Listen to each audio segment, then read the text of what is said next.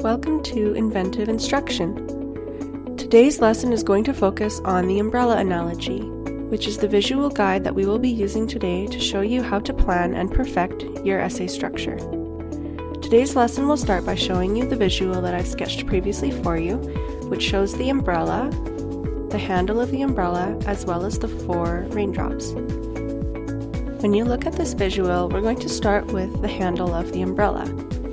This is the root of the whole argument, and it's very important to remember that it begins with your analysis of the text. This handle of the umbrella leads up to the umbrella itself, the canopy, if you will, which is where your thesis is going to go. This is the overarching significant claim that is going to cover the rest of the visual and the rest of your essay. Now let's start with the first raindrop. The first raindrop is your introduction, and this is where you will put your specific observations, your beginnings of an argument, and your thesis statement.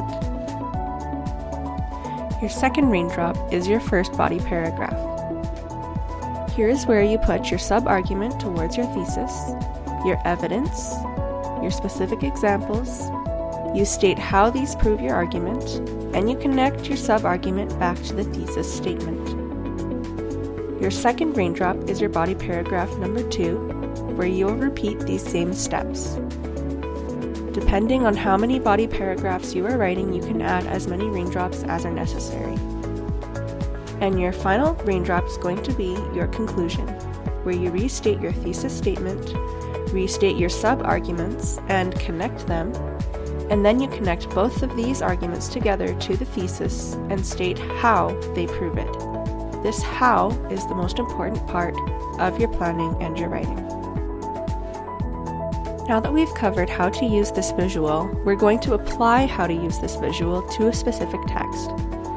This will help you when you have a specific designated text for your class or one that you're able to choose, and it will show you exactly how to take your ideas, your observations, and your analysis and apply them using this specific format. Today we're going to use the Disney film Peter Pan as the example, so please brush up on any facts about the film if you're not quite familiar with it, and then we will get started.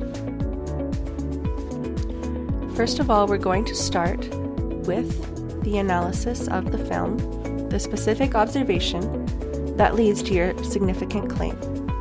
This is going to go, as we said, in the handle of the umbrella. In the handle of the umbrella, I'm going to write the significant claim, Peter Pan is not the hero of the film. From the significant claim / idea, we're going to move on to the canopy, which is where we write our thesis statement.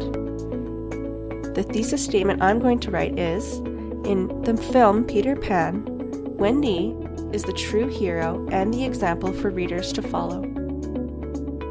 Now, moving down to the raindrops, we have to explain how we reached this conclusion. Here we go.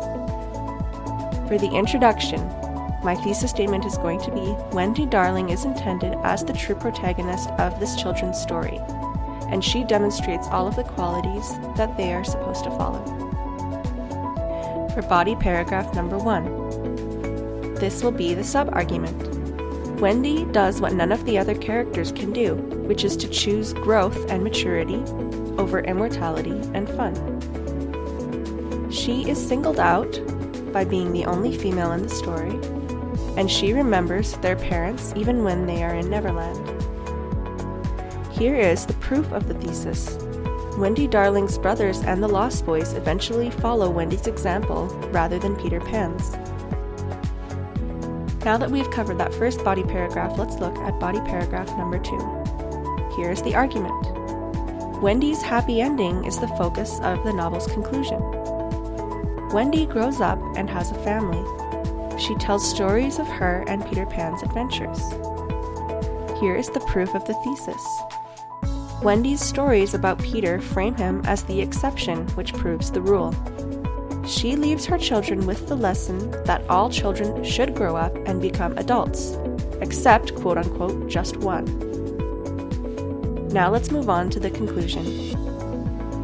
In our conclusion, we're going to state that Peter becomes an anomaly, which is a fascinating figure for bedtime stories, but also proves the rule that Wendy's level of maturity is the surest way to a happy ending. hope that this example using this familiar film and this visual guide of the umbrella analogy will help you in your future essay planning and structuring. Don't forget to visit our Teachers Pay Teachers store or to leave suggestions in the comments below for future guides that you would like us to make. For now, read well and write strong, and I'll see you next time.